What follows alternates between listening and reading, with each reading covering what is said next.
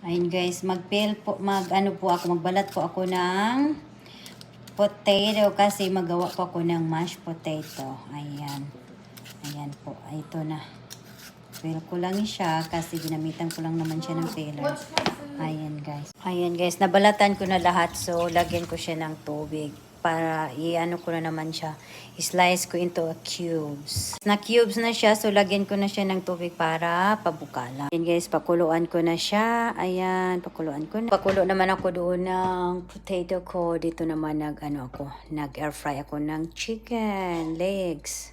Lagyan ko pala siya ng asin guys while pakuluan ko siya sa ganun may lasa yung potato natin. Ayan. Guys, pinakuluan ko ng 15 minutes. I-drain ko na yung tubig. Ito din po ako ng chicken strips. Guys, na-smash ko na lahat itong potato. Ayan. Tapos ito naman is chicken strips. Luto ko dito na chicken legs. Ayan. Ayan guys, ang dinner namin ngayon. Ayan, let's eat. Are you ready to eat, Baba? Thank you, Lord, for our daily bread.